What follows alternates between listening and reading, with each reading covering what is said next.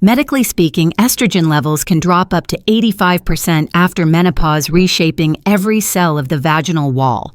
Many women mistake these changes for losing their femininity, yet the science tells a different story. What truly happens when you stop having sex isn't loss, it's transformation. Let's look at what your body's been trying to tell you, quietly, patiently, through every change you've been afraid to understand. I'm Dr. Eliza Hart, a board-certified obstetrician and gynecologist with over 15 years of experience in women's health and hormonal wellness. Over the years, I've met countless women in their 50s and 60s who whisper the same question: what happens to me if I stop having sex? Some carry quiet fear, others shame, and many have been misled by myths that make them doubt their own bodies. Here's the truth: your body doesn't forget how to function, it simply adapts to hormonal changes. When estrogen falls, the tissues of your vagina may feel different, less elastic, drier, or slower to respond, but these shifts are reversible and entirely natural. Understanding them is the first step to healing both your comfort and your confidence.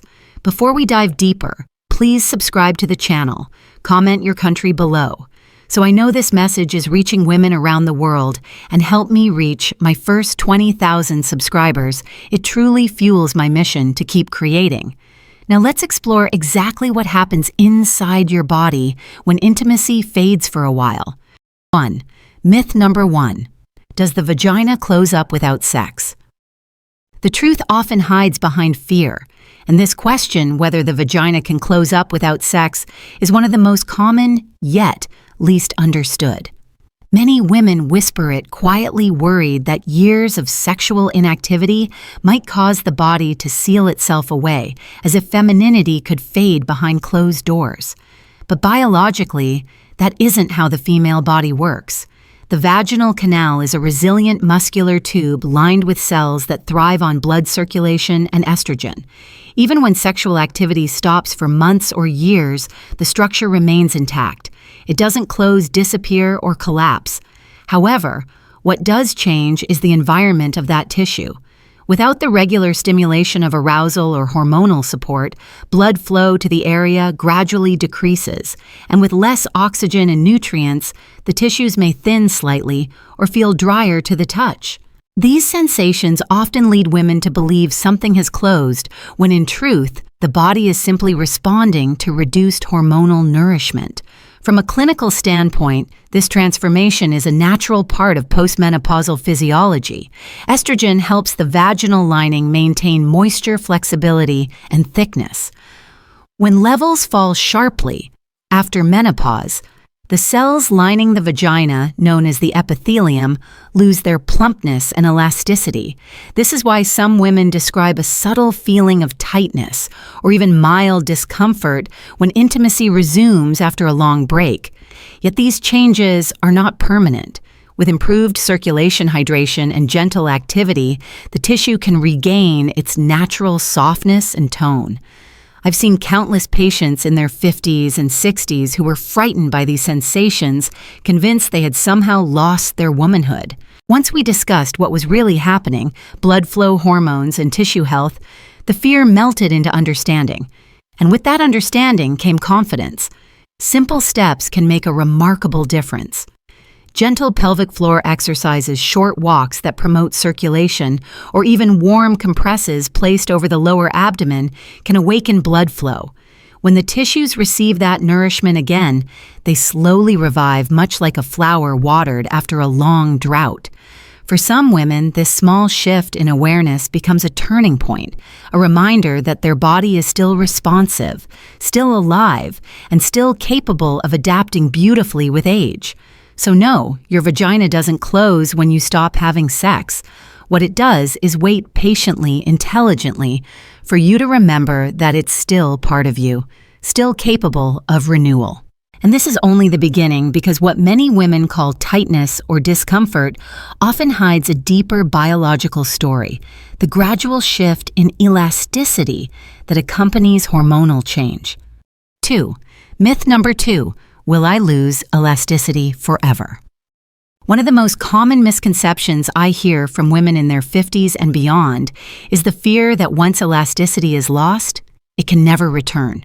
That belief often grows from silence, years of not talking about what actually happens inside the body when hormones shift. But medically speaking, the vaginal tissue is far more dynamic and regenerative than most people realize. It is designed to respond to blood flow, oxygen, and hormone levels, and when those elements are restored, the tissue itself can recover beautifully. After menopause, when estrogen levels drop, the vaginal wall gradually becomes thinner and less supple. The collagen fibers that once gave it that soft stretchiness begin to decline, and the mucosal layer produces less natural lubrication. Many women notice that the area feels tighter or even slightly sore when intimacy resumes after a long pause. This isn't damage, it's simply the body adapting to a new hormonal environment. And the good news is that this state is reversible. With consistent care and attention, the tissue's elasticity can improve, often dramatically. In clinical practice, I've seen women regain comfort and confidence after just a few weeks of focusing on circulation and hydration. Regular movement, like walking yoga or light stretching, improves blood flow to the pelvic region, helping oxygen and nutrients reach the cells that maintain elasticity. Staying hydrated is equally important. The body's connective tissues rely heavily on water balance, and dehydration can make dryness worse. For some women, topical vaginal moisturizers or low-dose estrogen creams prescribed by their doctor can further support tissue repair. These treatments help the cells regain thickness and resilience, mimicking the natural hormonal environment of the premenopausal years. When combined with a healthy diet rich in omega-3s, vitamin E, and antioxidants, they can encourage the body's own ability to heal and rejuvenate. But beyond the physical care lies something deeper: the relationship you have with your body. Many women unconsciously disconnect from their feminine identity after menopause, assuming that comfort or pleasure no longer belong to them. Yet biology says otherwise. Elasticity is not about youth. It's about vitality. When you restore circulation, nourish your tissues, and reconnect with your own sense of embodiment, you remind your body how to respond again. So no, elasticity is not lost forever. It is simply waiting to be awakened. And as you begin to restore it, something remarkable happens. Not only does the body soften, but the mind also relaxes, making space for new confidence and curiosity to emerge. Now that we understand how the body adapts physically, let's explore another layer of change that often surprises women: the way desire itself can fluctuate when intimacy fades for a while. 3. Libido fluctuations, when desire changes. Desire is one of the most mysterious parts of a woman's physiology, especially after menopause. It doesn't disappear, it evolves. Many women come to me worried that their loss of interest in sex means something is wrong with them, or that they've crossed an invisible line of no return. But libido isn't a switch that turns off. It's a spectrum that shifts with hormone stress and emotional connection. When sexual activity slows or stops, the brain recalibrates how it interprets stimulation and reward. Estrogen, progesterone, and testosterone all play a role in desire, and after menopause, their collective decline can make arousal take longer or feel less spontaneous. The brain's pleasure centers, the areas that respond to dopamine and oxytocin, need more nurturing to awaken. That might sound discouraging at first, but in truth, it's the body's way of asking for a deeper, slower kind of connection. Many women discover that when they move away from performance and back toward presence, desire begins to reappear, not as urgency, but as warmth, curiosity, and calm anticipation. In clinical studies, women who engaged in gentle physical activity, meditation, or mindful touch reported a gradual return of libido. The body responds beautifully to circulation, relaxation, and trust. It's not about forcing arousal, but about creating the right internal chemistry for it to bloom again. Even simple acts like self-massage, deep breathing, or laughing with someone you love can release oxytocin, the bonding hormone, which supports both mood and sexual interest. I've seen many women once discouraged rediscover pleasure in ways they never expected. Their stories share a common thread when they began to honor their body's pace, instead of judging it something within them reignited. Desire, it turns out, is not lost through time, it's softened by neglect and awakened by kindness. For others, that awakening arrives quietly through small gestures of self-trust, choosing rest, saying no, or simply allowing themselves to feel worthy again. Each of these moments rekindles the body's memory of connection and belonging. And since every woman's experience is unique, I'd love to hear yours. If you've noticed any change in your libido, whether it's increased, decreased, or simply different, share it in the comments below. Your story might comfort someone halfway across the world who feels alone in her experience. Let's build a space where honesty replaces shame and knowledge replaces silence.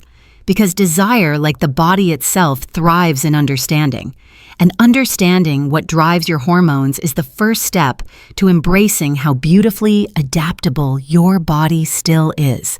Now that we've explored how libido can transform, let's move into something equally important, the emotional reset that happens when you're ready to reconnect again. 4. Psychological reset, the fear of starting again. For many women, the thought of being intimate again after years of absence carries a quiet mix of hesitation and fear. It's not simply about the body, it's about the mind remembering what comfort, safety, and connection once felt like. After menopause, the psychological landscape of intimacy often changes just as much as the hormonal one. Many women tell me they feel nervous or unsure, not because they no longer care about closeness, but because they've spent so long disconnected from that part of themselves. The brain stores emotional memory as deeply as physical memory, and when intimacy hasn't been part of life for a while, it's natural to feel uncertain about returning to it. You might wonder, will it hurt or will I still know what to do? These questions are not weakness. They are the mind's way of seeking reassurance before stepping into something unfamiliar again. In medicine, we often describe this as anticipatory anxiety, a state where the fear of discomfort is greater than the discomfort itself. One of the first steps in overcoming this is to reintroduce gentleness into your daily life. Instead of seeing intimacy as a single act, start viewing it as a continuum of small connections, touching your own skin with care, hugging someone longer than usual, or simply taking time to breathe deeply and notice how your body feels. These subtle forms of reconnection send powerful messages to your nervous system that safety is present and that closeness no longer needs to be feared. I often tell my patients that emotional readiness is not something that arrives suddenly, it builds quietly through moments of trust. Sometimes that trust begins with yourself wearing something that makes you feel beautiful again, moving your body with intention, or speaking kindly to your reflection. Each of these small choices signals to your mind that intimacy is not an obligation, but an invitation back to aliveness. When you eventually choose to share that space with someone, communication becomes the most healing form of intimacy. Explaining your fears, your pace, and your boundaries helps transform tension into tenderness. It also reminds your partner that intimacy after 50 isn't about returning to the past, it's about learning to meet each other anew. Reconnecting after years of distance is not about performance, it's about rediscovery. And when you allow patience to guide you, your body and mind will begin to align again, ready to respond not from pressure, but from trust. As we move forward, let's look beyond emotion and explore what's happening inside the body itself, the hormonal and circulatory shifts that influence how you sleep, relax, and feel restored every day. 5. Biological effects: hormones, circulation, and sleep. When sexual activity slows or stops, it's easy to assume the effects are limited to the intimate area alone. In reality, the body's entire hormonal network adjusts in quiet but measurable ways: estrogen, progesterone, and oxytocin. The trio that supports comfort, mood, and tissue vitality gradually decline or shift in balance. This doesn't mean your health is deteriorating. Rather, your system is entering a new rhythm, one that needs to be supported, not ignored. From a physiological perspective, intimacy is more than a physical act. It's a hormonal cascade. During arousal, blood flow increases to the pelvic organs, delivering oxygen and nutrients that help maintain elasticity and tissue tone. When that stimulation becomes less frequent, circulation in the region may slow and the surrounding muscles can weaken slightly over time. This is why many women after 50 notice subtle changes, such as dryness, sensitivity, or even mild discomfort when sitting for long periods. These are not signs of decline. They're gentle reminders that the body responds to movement and attention. Beyond the pelvic region, reduced hormonal activity can also influence how the brain regulates mood and sleep. Estrogen and progesterone both interact with serotonin and melatonin, the chemicals that help you feel calm and rest deeply. As their levels fluctuate, you may experience light sleep irritability or a sense of fatigue that lingers even after rest. Interestingly, studies show that moderate physical activity, stretching, and gentle pelvic exercises can reawaken circulation, increasing oxygen supply to the lower body and triggering the release of endorphins that stabilize energy throughout the day. Oxytocin, often called the bonding hormone, plays another remarkable role. It's released not only through intimacy, but also through simple moments of warmth, hugging, laughter, shared meals, or even deep breathing. Each of these actions can mimic the calming hormonal responses of affection, reinforcing emotional stability and relaxation. This is why women who consciously practice connection through friendships, self-care, or mindful routines often report fewer symptoms of tension and better overall well-being. Your body is biologically designed to seek balance. When intimacy decreases, that balance can be restored through movement, hydration, nutrition, and emotional connection. Think of it as nurturing a living system that adapts to how you care for it. A daily walk, mindful breathing before bed, or simply staying hydrated supports hormone function far more than we often realize. So when you experience disrupted sleep, low energy, or changes in comfort, remember, your body isn't failing, it's signaling. Each symptom is an invitation to respond with gentleness, to give your body what it quietly needs to recover its rhythm. And as we continue, let's turn to something that ties every physical and hormonal change together, the emotional healing that allows women to embrace this new phase without shame or hesitation. 6. Emotional healing, no shame, no pressure. For many women, the most difficult part of this journey isn't the physical change itself. It's the quiet shame that often comes with it. After 50, conversations about sex and the body tend to fade from social circles, leaving women to navigate confusion in silence. Some begin to believe that intimacy no longer belongs to them, while others feel pressured to get back to normal, even when their heart and body aren't ready. But healing in its truest form never begins with pressure. It begins with understanding. Emotionally, your body holds memory. The same way a scar tells a story of healing, your relationship with intimacy also carries the history of everything you've experienced: pleasure loss, love, trauma, and transition. After menopause, that memory can feel mixed, sometimes heavy, but it also opens a rare opportunity to redefine what closeness means for you now. When estrogen drops, it doesn't erase your femininity. It simply invites you to express it differently through patience, tenderness, and compassion, rather than urgency or expectation. Many women I've spoken to describe an unexpected freedom that arrives when they release comparison, when intimacy is no longer about youth performance or approval, but about peace. They begin to realize that connection can exist in many forms: shared laughter, meaningful eye contact, gentle touch, or even solitude that feels nurturing rather than lonely. These moments restore oxytocin and dopamine naturally, proving that emotional warmth and physical vitality are deeply intertwined. If there's one message I wish every woman could hear, it's this: you are not behind and you are not broken.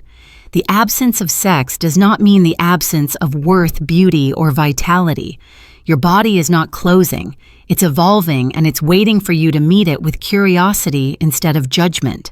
Healing happens when you stop fighting what has changed and begin listening to what your body is asking for: hydration, rest, affection, or perhaps just gentleness in thought. So let's end the cycle of shame and secrecy. Let's speak openly about the normal biological transitions that every woman experiences. Because once you replace embarrassment with education, what follows is power, the kind that doesn't just restore comfort, but dignity and self-trust. And with that understanding, we can now move into something beautifully practical, the small everyday rituals that help you maintain comfort and confidence even when intimacy has been on pause for a long time. True healing never demands drastic change. It begins quietly with attention and consistency. Your body responds best when you care for it the way you would tend a delicate garden, slowly, daily, with warmth. Begin each morning by hydrating deeply. Water is more than a simple need. It's what keeps every cell supple, including the delicate tissues of your vagina. A well-hydrated body supports elasticity, comfort, and natural balance. Add small movements that encourage circulation, slow stretches, light walking, or gentle pelvic contractions. Each movement tells your body, "I'm still here with you." In the evening, create a moment of calm before sleep. Rest a warm compress across your lower abdomen and breathe in rhythm with the warmth. Feel how your body softens as blood begins to flow toward the pelvis again. That simple act of warmth and breath often becomes a quiet ritual of self-connection, easing the tension that builds from daily fatigue or hormonal fluctuation. As comfort gradually returns, consider introducing softness from within. A doctor-approved vaginal moisturizer or estrogen-safe lubricant can restore natural flexibility, helping the tissues regain their healthy texture. Supporting this from the inside through foods rich in omega-3 fats. Leafy greens and vitamin E strengthens the skin and mucosa at a cellular level. You might even add gentle abdominal massage or mindfulness meditation to enhance oxygen flow and calm your nervous system, creating a sense of emotional ease that complements the physical renewal. Allow yourself moments of gratitude while doing these rituals. Thank your body for carrying you through change, and notice how even small care builds quiet strength over time. What matters most is not how perfectly you follow any step, but how consistently you practice care without pressure. These small gestures, drinking, breathing, warming, nourishing, become a dialogue with your body. Over time, that dialogue turns into trust, and trust is what allows healing to deepen. As days pass, you may start noticing quiet changes, sleep that feels deeper, tension easing in your hips, and a renewed sense of comfort in your own skin. These are signs that your body remembers how to restore itself. With this renewed sense of ease, you are ready to close this journey with confidence, to step forward, not as someone who has lost something, but as a woman who has learned how to listen to her body and bring it gently back to life. Your body is not defined by what it no longer does. It's shaped by how you choose to care for it now. Every change you've experienced, every sensation that feels unfamiliar is simply your biology adjusting to a new rhythm of hormone circulation and awareness. These shifts are not endings. They are invitations to rediscover comfort and connection in wiser, gentler ways. The most important lesson I hope you carry from this conversation is that nothing about you is lost. The body you have today is not weaker or lesser. It is responsive, sensitive, and waiting for the right kind of nourishment. Listen to it without judgment. Move it with intention and treat it as the living, evolving part of yourself that it is. When you understand your hormones, your emotions, and your tissues, you begin to see menopause not as decline, but as transformation, guided by nature's wisdom. So let this be your reminder. Healing is never about returning to what once was. It's about supporting what already is. Your body still knows how to restore balance, still remembers warmth, and still holds the ability to thrive. Trust that knowledge. Thank you for staying with me until the end of this video. If today's discussion brought you clarity or comfort, please subscribe, share this video with another woman who might need it, and comment below where you're watching from. Knowing that this message reaches women across the world truly inspires me to keep creating and growing this community. Together, let's continue to make women's health a conversation of wisdom, courage, and compassion.